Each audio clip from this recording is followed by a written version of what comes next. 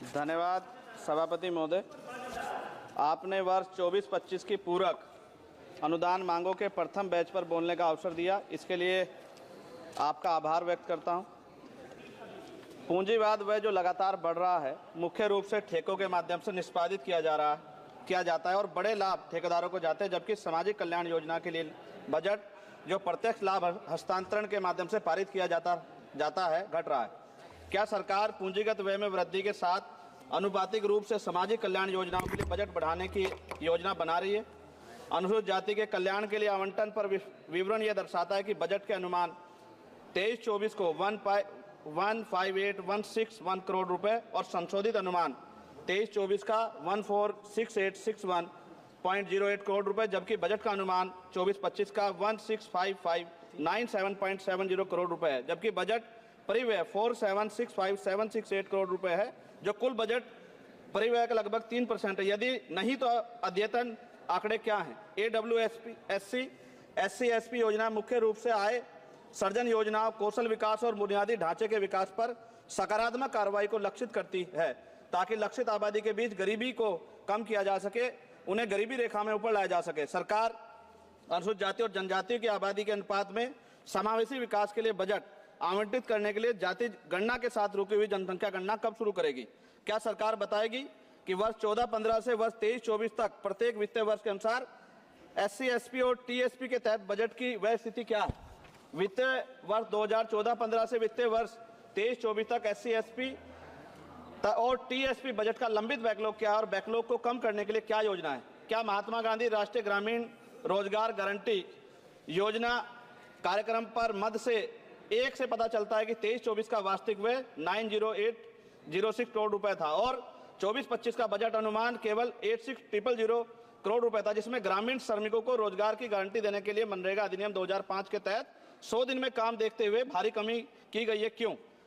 13.07 करोड़ सक्रिय श्रमिकों को दर्शाता है, जबकि बजट आवंटन 92.56 करोड़ 2024-25 में व्यक्तिगत दिवस सर्जित किए गए, यानी कि अब तक 7 दिन का रोजगार सर्जित किया गया। शायद G20 शिखर सम्मेलन दिनांक 7 फरवरी 2024 के वक्तव्य में संशोधित अनुमान के 74524.29 करोड़ रुपए के खर्च के संकेत दिया गया, जो बदल सकता है।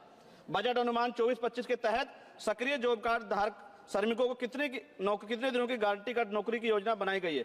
राष्ट्रीय स्तर पर औसत दैनिक मजदूरी भुगतान क्या है? यदि सभी सक्रिय कार्ड धारक श्रमिक 100 दिन काम करते तो कितने बजट की आवश्यकता है? क्या मुफ्त अनाज देने के साथ साथ अतिरिक्त नौकरियां देना उचित नहीं?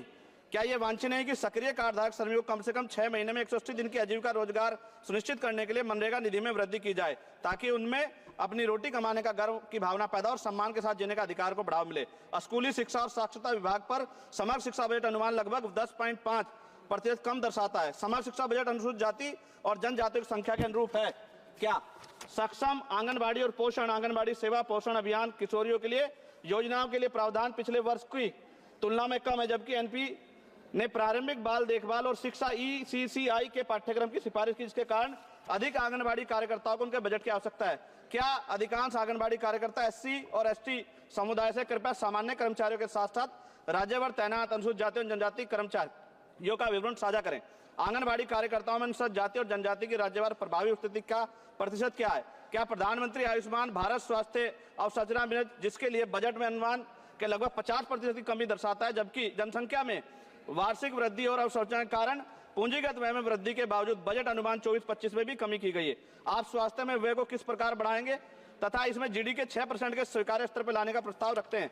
अनुसूचित जातियों की लगभग 80% आबादी सीमांत किसानों और दिहाड़ी मजदूर से बनी जो गांव में रहते हैं, जबकि शेष आबादी शहरी क्षेत्रों में रहती है। इसलिए क्या बड़े पैमाने पर कृषि भूमि पर काम करने वाले दिहाड़ी प्रवासी मजदूरों के लिए किसान सम्मान निधि स्वीकार्य है?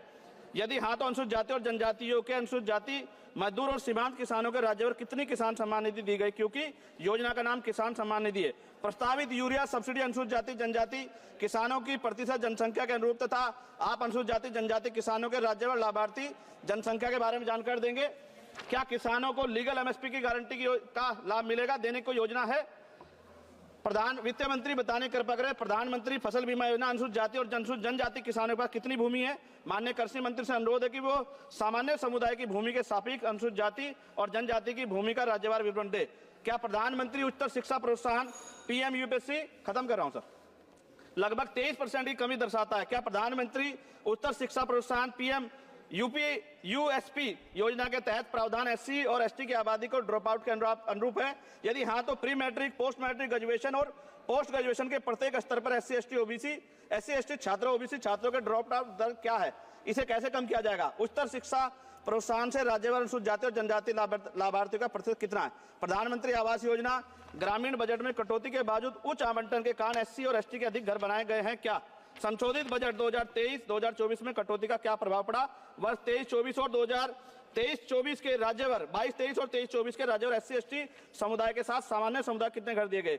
सरकार द्वारा एससी एसटी और सामान्य समुदाय के राज्यवर कितने घर आवंटित हैं? क्या सरकार एससी और एसटी उम्मीदवारों की आवंटित घर की सूची पते के साथ राज्यवर दे सकती है? और अंत में महोदय, सबसे ज्यादा जरूरी है एससी एसटी वर्गों, ओबीसी वर्गों की जान की सुरक्षा। एनसीआरबी का डाटा कहता है कि इतनी महिलाओं पे रेप, एससी एसटी की और हत्याएं होती हैं, आज भी जुल्म होता है और कहीं कोई सुनवाई नहीं है, ना राज्य सुनता है और केंद्र को, क्योंकि हम केंद्र से जुड़े हुए हैं, हम लोग केंद्र में कहते हैं तो वो राज्य के ऊपर छोड़ देते हैं। क्या दलित, आदिवासी, पिछड़ों को मरने के लिए छोड़ दिया जाए? क्या उनके जीवन का कोई मोल नहीं है?